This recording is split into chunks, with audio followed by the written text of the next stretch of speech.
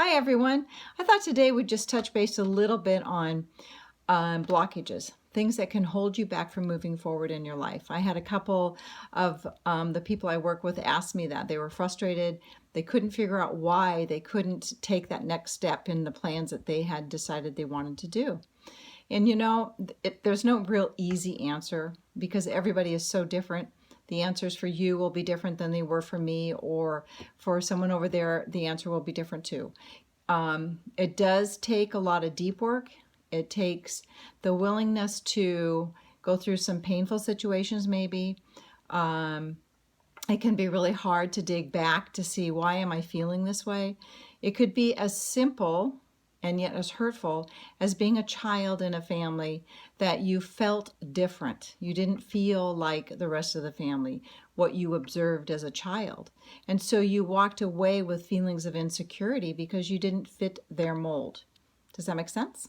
And so you carry that through adulthood. And the real challenge is that we, as we grow, have to figure out what is going on, because you know we carry that garbage our entire lives until we face it. So that's the hard part. The hard part is really coming to terms with things that happened years ago, or when you were a teenager, or whenever, and being able to look at them honestly, say, hey, that's not true, make a list of reasons why, and then be able to move past that. One of the best things to do is to learn to sit quietly for about 5 minutes a day, or longer if you can do it. Shut off all the electronics, shut off all the noise, and learn to just sit there and start to reconnect with your inner self. By reconnecting to your inner self, you can hear the truth come out. And one of the things, of course, is that our mind will play tricks on us, and we'll hear those little voices saying, oh, you know, that's just stupid, you can't do that, or no, you can't do that, or that's not going to work out. So when you're sitting quietly, you have to develop a system to stop those voices as soon as they start.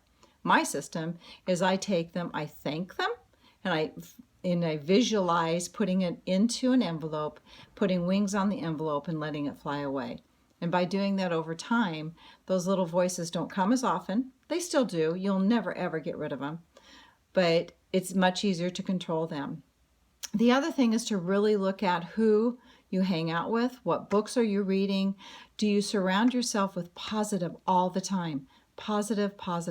Positivity books, positive people. Hang out with the people that you want to be like.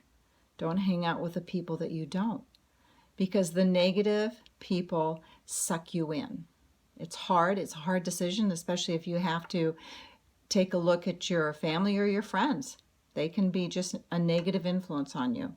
And the last thing is to find somebody to talk to.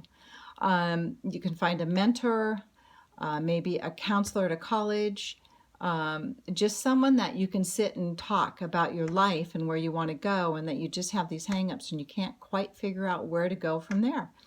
It works. It really works, especially if that person can hear behind the words. A lot of times we say things, but the actual meaning is hidden within the words. And so you really have to be able to hear that when you're talking to someone. That person has to be an expert listener. The other thing is, you could use a friend, but friends most of the time love you and just want to protect you. And so they're not always 100% honest, and you do need to have honesty. So those are just a few tips. I'd love to hear your comments below, and just enjoy your week. Have a great day. Bye.